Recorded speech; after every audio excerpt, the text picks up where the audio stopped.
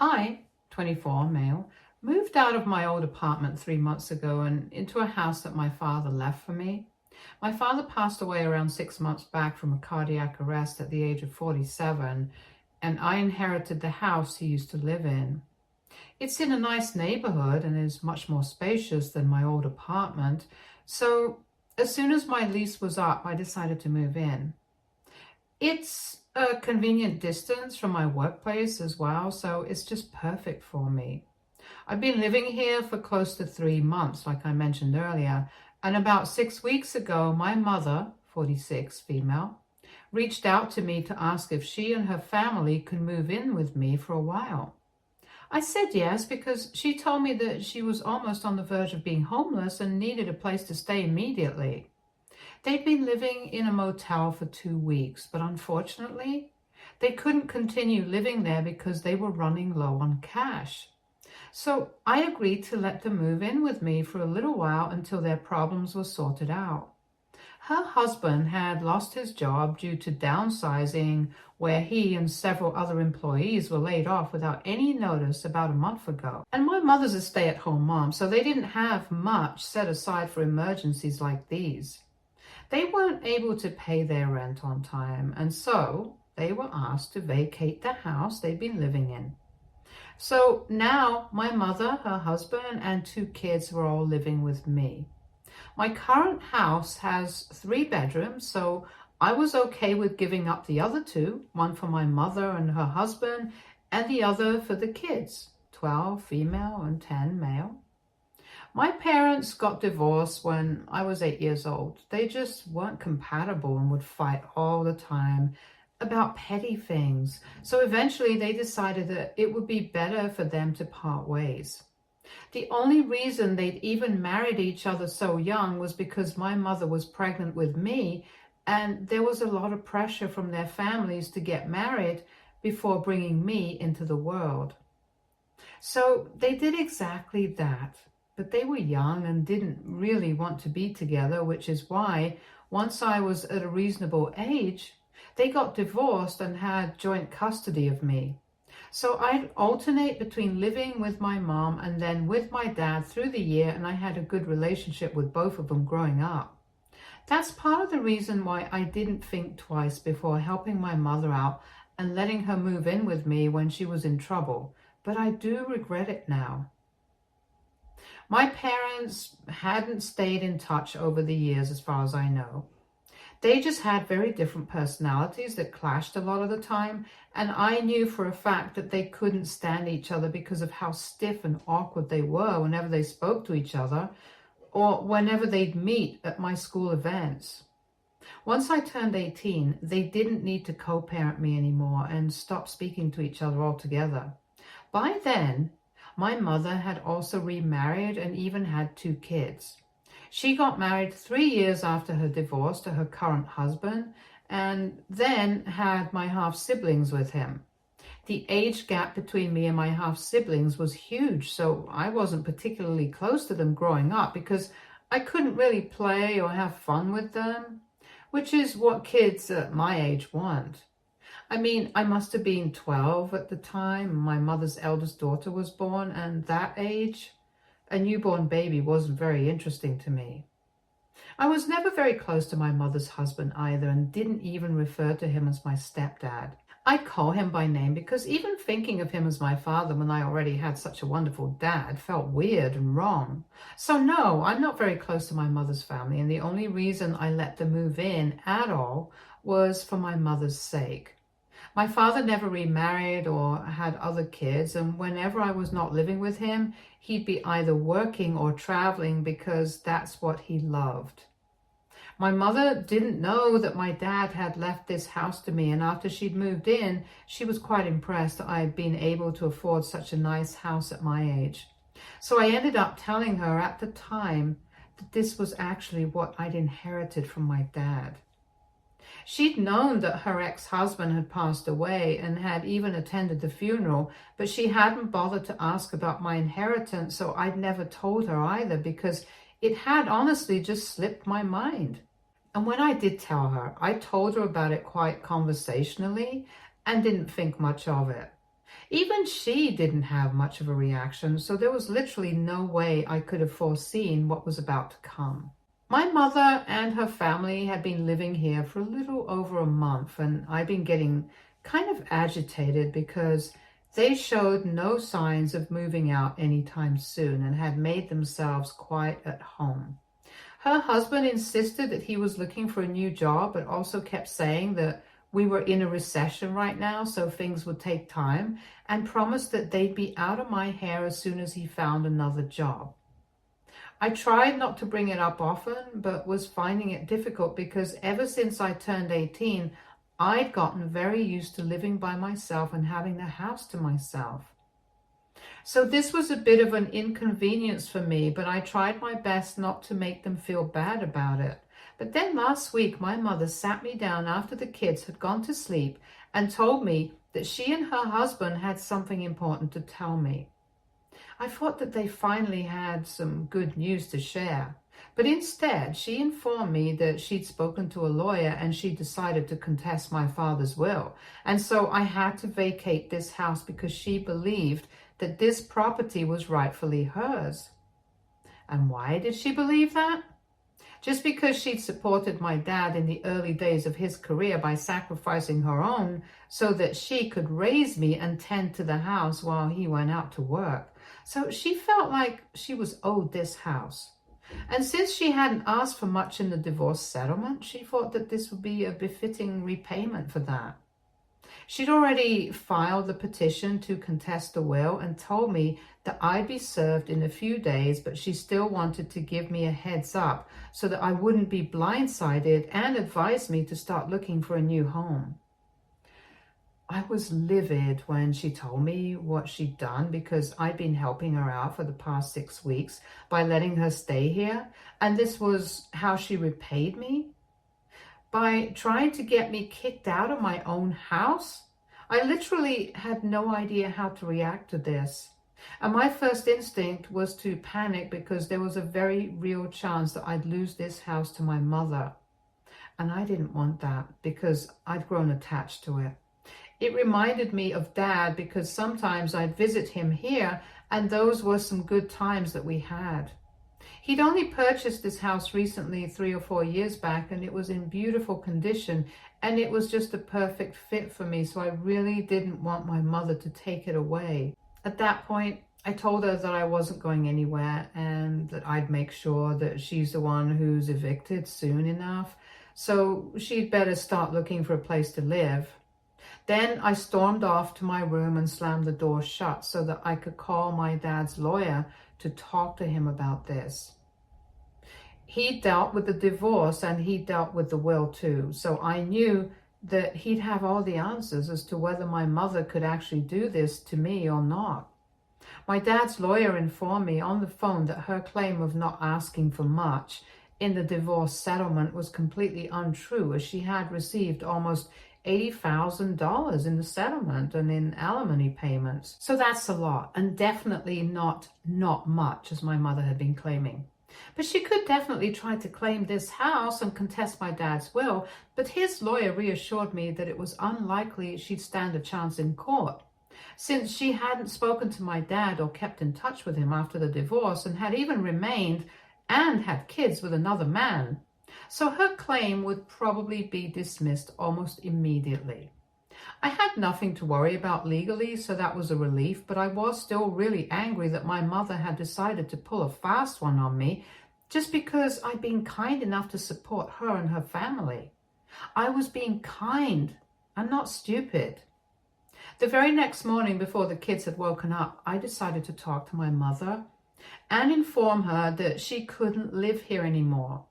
It was early too, probably like 5 or 6 in the morning, and she was very taken aback as well as disorientated when I woke her up, told her to pack up and get the hell out of my house, or else I'd call the cops and have them escorted out instead, and that wouldn't be pretty for any of them. She argued with me, saying that this house was as much hers as it was mine, and in a few weeks it'd be completely hers, which was hilarious. But I wasn't going to let her intimidate me, so I told her that time would tell if that was true or not. But for now, this house was completely and entirely mine. And she had zero rights over it, so she needed to leave or I would make her leave. She thought I was bluffing and so did her husband, so they pushed me out of the room and locked themselves inside and refused to leave. And then I did exactly what I'd promised. I called the police and reported them for trespassing and had them legally removed from my property. I felt bad for the kids, but honestly, I'd had enough of my mother and her husband, and I just couldn't take it anymore. Once the cops were there, they tried to reason with me and beg me to let them stay, but it was too little too late. I'd already seen their true colors, and I wasn't going to let them stick around and make things worse, so they absolutely had to leave, and they had to leave now. My mother was cursing at me even as she packed some of her clothes and her kids' stuff, but it wasn't going to change my mind now. Thankfully, they'd only brought clothes with them and no furniture and had been sleeping on foldable, so they were done quickly enough. And soon enough, they were all gone and I was back to being on my own again. But ever since that incident, my mother has been texting me every single day to convince me to take them back in, and has even stopped the proceedings to contest the will to avoid any further complications. I've managed to ignore her for a while, but last night she told me that they're really low on money and can't afford to live at a motel anymore. They're desperately in need of a place to live and asked me to take them back in just for the sake of their kids. So I told her that I'd be willing to take the kids in, but she and her husband cannot come back here. She flipped out on me and called me heartless and cruel and said that I deserved to go to hell for how I'm treating them, and then disconnected the call. AITA for saying no to letting my mother and her husband live at my place even though they might become homeless otherwise? Update 1. Thank you everybody for all the advice and reassurance. That helped me compose myself since I've been feeling very guilty about not letting my mother stay with me. I felt really terrible for my half-siblings, but if my mother didn't want to let them live with me, then there was very little that I could do for them. I haven't heard from my mother or her husband since that last phone call, and I'm concerned that they're probably homeless right now, which is just really sad for them. But they honestly brought this onto themselves. I can't imagine how or why my mother felt entitled enough to demand that I vacate my own house and look for someplace else to live. She'd never had anything nice to say about my dad after they separated and hardly even spoke to him back when he was alive. So to say that she felt that he owed her this house was an insane statement to make, and she even decided to act on it and contest the will. Likely, my mother had just assumed that she would inform me that she wanted the house and was contesting the will, and I would just transfer the ownership to her without questioning anything, simply because she felt that my dad owed her that house. She was my mother, and I would have loved to help her out and support her at a time when she seemed to really need it, just like she'd done for me throughout my childhood. But I wasn't going to do that at the cost of myself. And like I said, her husband had just become lazy after I allowed them to move in and would promise us that he was looking for work. But I never saw him do anything other than smoke on the couch and watch television, as if he could afford to just sit back and relax like nobody's business. I didn't say anything to him, but I kept asking my mother to speak to him and get him to put himself out there, because they obviously couldn't just stay here for the rest of their lives. But even she kept putting it off and said that it'd happen whenever it was destined to. They were just too laid back. And if that's the way they'd been living their lives, then it was hardly surprising that they were in such a dire situation today. I just feel bad for the kids because this is not their fault, and yet they're suffering even more than their parents are. It's been close to 4 days since I last spoke to my mother, but I'm hoping that she found someplace else to live, because otherwise it's just going to keep bothering me. She's not a very nice human being, but she's still my mother, and I would want for her and her kids to be safe and sound. I'm still not going to let her move back in here though. Not after how she tried to screw me over, even though I was trying to support her. She can send the kids over and hire someone to watch over them, but that's the most I'm willing to do for her, simply out of humanity and nothing else. Now, the ball is in her court. If she wants my help for her kids, she can contact me, and if not, then that's her call, and I'll respect it. Update 2. Hey, so quick update. My mother still hasn't called me or reached out to me, and I'd sort of forgotten about her as well, because it's been 2 whole weeks since we last spoke. A few hours ago, my mother's husband called me up and asked me if I'd be willing to lend him some money for the time being.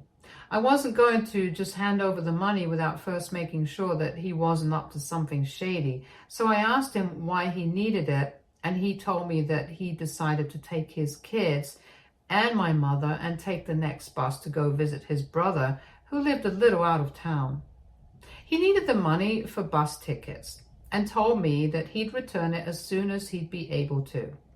I don't believe he's going to return the money, just like he's never going to cover his share of the electricity bills from when their family lived with me, but it's fine. I'm not the kind of person to hold on to grudges, and I believe in helping people in their time of need, so I agreed to lend him the money. I have more than what I need for myself, by God's grace, and lending some money to my mother to help her out wasn't going to make me poor. Her husband also asked me to visit them at the motel one last time, because even though my mother wouldn't be willing to admit it, she really does want to see me one last time before she moves out of the city. She hasn't called me herself, but I'm still going to visit her to say goodbye.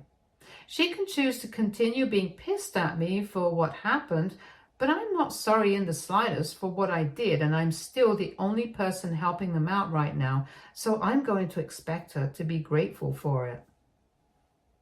Update 3.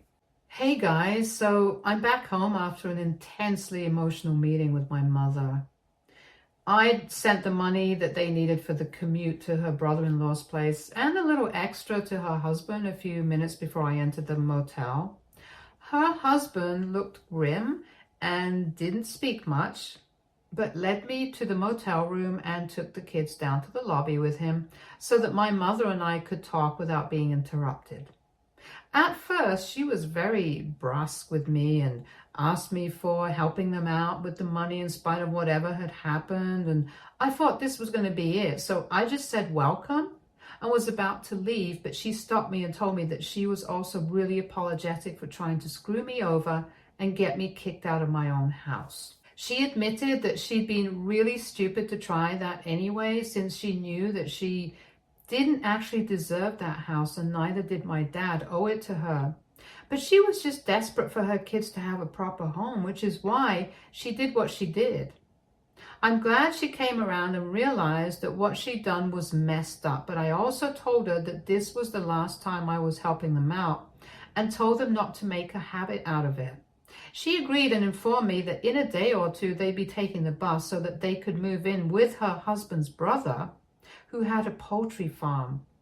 It wasn't the most glamorous job, which is why her husband had been reluctant to join him, but now this was the only option they had. Her kids were a little upset about leaving their friends behind, and I could understand that it must be tough for them already. But what can you say? That's life. She said that she's grateful that her brother-in-law was kind enough to take them in and let her husband join the business. She finally had some hope for the future, so that's good for her and her family. She's given me the address of the place as well and told me to visit if I ever wanted to, but didn't pressure me into it, given what had happened in recent past. It's just been 3 weeks since I had them kicked out, but it already feels like an eternity has passed since then. Sadly, she and her family have to go through so much, and given that she's almost 50, it's definitely not easy for her to deal with this devastating situation. Add to that 2 young kids to take care of and think about. They're not even in their teens yet and are already watching their parents struggle with money and eviction. They're just too young for this. If I'm being honest, I know that this decision of mine to lend my mother money, despite what she tried to do a few weeks back, will draw a lot of flack from people, and you guys might even think me as weak-willed and a soft target, but I mostly did it out of pity for the kids. I didn't feel very connected to them when they were born because I was so young myself, but now that I'm a lot older, things have changed. And I lived with those two kids for a month. I know them personally now, and they're bright and happy. They certainly deserve better. My mother messed up big time, and I already evicted her for it. But beyond that, I don't have it in me to turn my back on people who need my help. Even my mother's husband, lazy as he is, doesn't deserve to go through something like this. He used to be quite respectable earlier, and I'd never even imagined that a day would come when he'd be asking me for financial help. It's pathetic, and I just would never have been able to live with myself if I'd refused to support them in their time of need. Not just because this is my mother's family, but because they're human beings first. I couldn't let those two kids go into foster care. I just couldn't let that happen, but neither could I adopt them yet, so I did what was best for everyone. At least now I'll be able to go to sleep knowing that I did the right thing, and that's what matters to me the most, to be honest. Update 4. My mother just texted me and told me that they've moved in with her brother-in-law and are trying to settle themselves now. It's difficult to deal with the change so suddenly, but they're making the best of the situation.